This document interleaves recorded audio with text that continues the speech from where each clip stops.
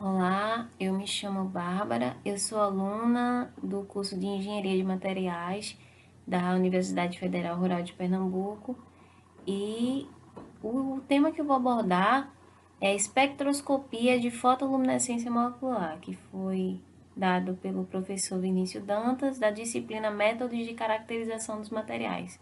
Então, a gente vai conversar um pouquinho como é que isso acontece e qual a importância, né, da gente ter conhecimento sobre esse assunto.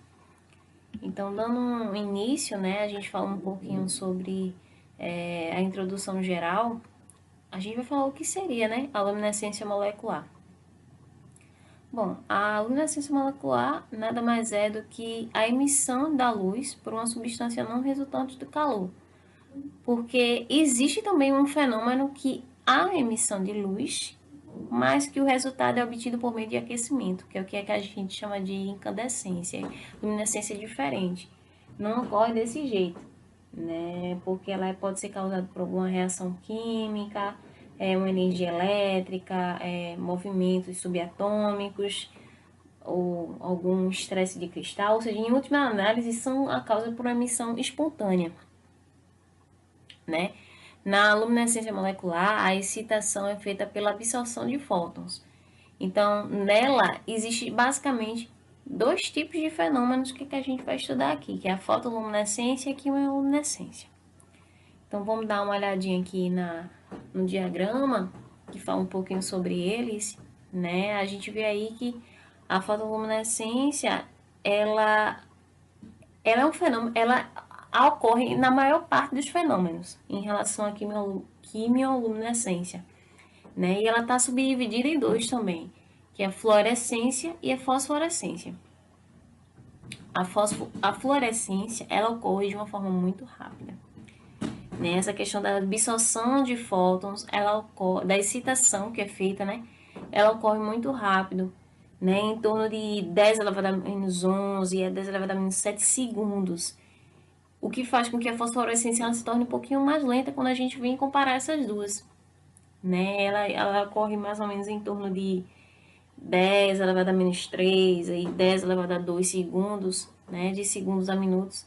E existe uma explicação por que ela é um pouco mais lenta do que a fluorescência. A gente vai estudar um pouquinho mais na frente o porquê isso ocorre, certo? Mas ambas, elas são obtidas através da excitação que é feita pela absorção dos fótons, né? E temos aí a quimioluminescência, que é a produção de luz quando a energia de excitação é proveniente de uma reação química.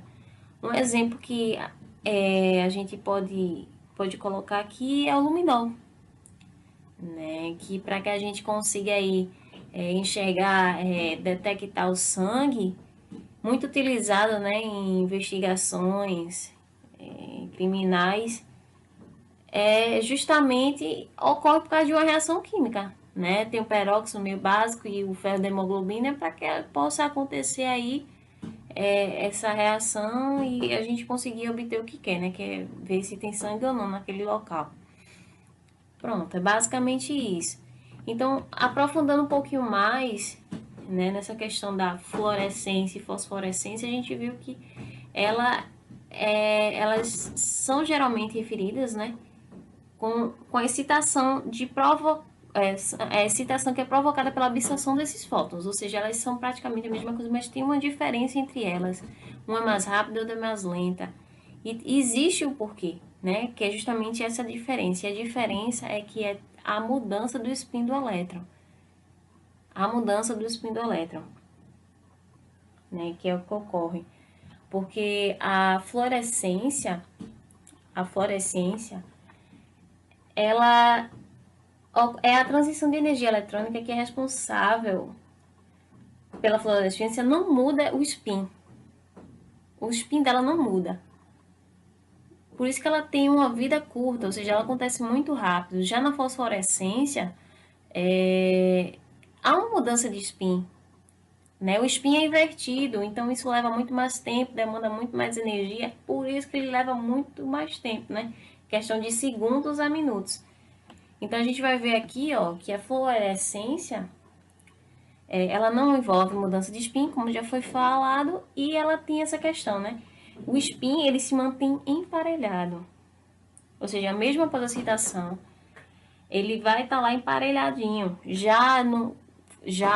Na fosforescência, vai ter a perca de emparelhamento, vai ter mudança de orbital e eles vão estar em sentidos diferentes. A gente fala que ele está em forma de paralelo, né? Que é o que a gente vê aqui, porque de acordo com o princípio de Pauling, como a gente pode ver, né? Que apenas 2 elétrons podem ocupar o orbital e os mesmos devem estar em estado de spin opostos, né? Então, eles são chamados de diamagnéticos quando estão emparelhados, ou seja, no mesmo orbital tem dois spins, sendo que um está para cima e o outro para baixo. Então, ou seja, estão em opostos, então estão obedecendo ao princípio de Pauling. Então, eles são chamados de diamagnéticos. Quando se tem um orbital em que se tem apenas um spin, independente se ele está para cima ou para baixo, a gente chama de radical livre. Então, eles são chamados de paramagnéticos. Então, o que é que ocorre? A gente vê aí nessa figura que temos o estado singleto fundamental. O que seria esse estado singleto? É quando existe um orbital, existem spins emparelhados, né, elétrons emparelhados, e não há uma mudança quando eles são expostos a um campo magnético. Então, a gente diz que ele é um estado singleto fundamental. Quando ocorre uma excitação e esse spin ele muda de orbital, né? Ele muda e ele acaba, ele não desemparelha, ele continua emparelhado. A gente chama ele de estado singleto excitado, que aqui ocorre justamente aonde? Na fluorescência, que é justamente esse desenho acima aí. Já na fosforescência, o que acontece? Quando ele está no estado excitado, há uma mudança de orbital e também há uma mudança de sentido de spin, ou seja, ele fica desemparelhado, que é o que a gente chama de, que eles ficam na forma de em paralelo, né? Por isso, como já foi dito, só para reforçar que ele leva muito mais tempo do que a fluorescência. Então, a gente tem aí esse diagrama, né, de energia, ou diagrama de Jablonski, eu acho que é dessa forma que se pronuncia, que mostra justamente isso, todo esse processo para ocorrer tanto a fluorescência quanto a fosforescência, né? A gente tem esse diagrama aí de energia que a gente vê o quê? Que quando uma molécula, ela é excitada aí, né? Ela é excitada por uma fonte luminosa, ela pode ir para um estado de energia singleto, S1, ou S2, que a gente vê aqui, ó, nessa linha de absorção. Nessa linha de absorção pode ir para o estado S1 ou S2, né? Pode ocorrer alguns fenômenos de perda, chamado de processo de desativação quando a volta. No caso, ela absorveu e vai voltar, né? Vai ter que voltar. E nesse processo de volta, há uma perca de energia, que é o que eu vou comentar aqui com vocês, né? Há uma perca de energia, né? Ou seja, a volta da emissão, que é justamente chamada de quê? Processos de desativação. Processos de desativação. É a volta de emissão de energia, né? Que é menor do que a excitação. Por quê? Porque justamente, como eu já falei, há uma perca de energia. Então, a gente tem aí, quais são esses processos de desativação, né? Temos aí essa relaxação vibracional, o que seria isso? Que é a transferência de energia vibracional das moléculas excitadas para o solvente, né? Temos aí essa conversão interna. A conversão interna é justamente esse processo intermolecular, pelo qual uma molécula passa para um estado eletrônico de energia menor, sem emissão de radiação. Temos a conversão externa, que é justamente essa interação e transferência de energia entre a molécula excitada e o solvente. E temos essa questão do cruzamento entre sistemas, que é justamente esse processo no qual o spin excitado é invertido, que é justamente para ocorrer o que? A fosforescência, como a gente já havia comentado. Então, para ocorrer é justamente esse movimento, né, de mudar de sentido, é necessário que ocorra o cruzamento entre sistemas, né, resultando em uma mudança de multiplicidade da molécula. Então, No diagrama de energia, ele mostra todo esse processo para que a gente possa entender mais ou menos como é que funciona, né? E existe também o que? As variáveis que podem afetar tanto no processo de fluorescência quanto na de fosforescência, né? Que são quais? A rigidez estrutural, né? Que a fluorescência favorece as moléculas rígidas. E o que isso quer dizer? Que quanto menor a rigidez de uma molécula, maior vai ser a conversão externa. Ou seja, maior vai ser a desativação não radiativa, ou seja, não radioativa quer dizer que não vai emitir luz, né? Ou seja, então, quanto mais rígido for a molécula, melhor vai ser na questão de ocasionar a fluorescência, né? Temos aí também a questão da temperatura, né? Quanto mais alta a temperatura, menor é o rendimento. Por que isso acontece? Porque dependendo do aumento da temperatura e a diminuição também da viscosidade do solvente, vai aumentar o número de colisões e, portanto, vai aumentar a probabilidade de conversão externa, que é justamente essa não radiação que não vai emitir luz. Ou seja, vai dificultar a questão da fluorescência.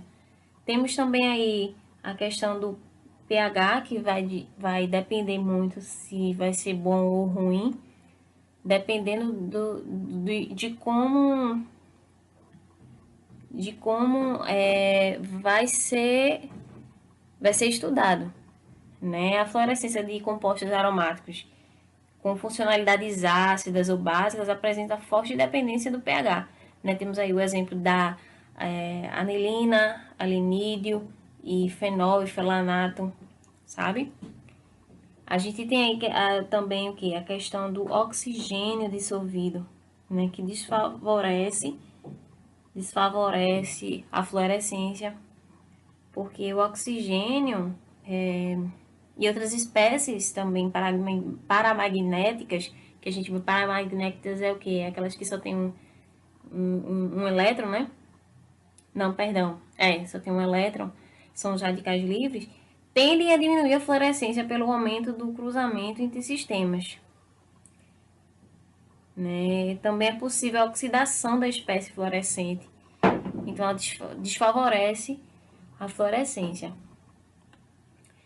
Então, dando continuidade aqui, a gente já viu o que era fluorescência, fosforescência, como ocorre, né, através do diagrama de energia. A gente viu também quais são os fatores que influenciam. A gente tem aí a rigidez estrutural, a temperatura, temos o solvente, o pH, o oxigênio dissolvido, e agora a gente vai ver qual é o equipamento que é utilizado, né, para obter aí o espectro e fazer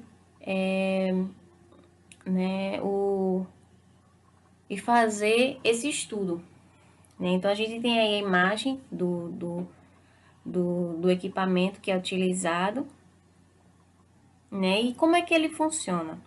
Ele funciona da seguinte forma: é necessário que ocorra o quê?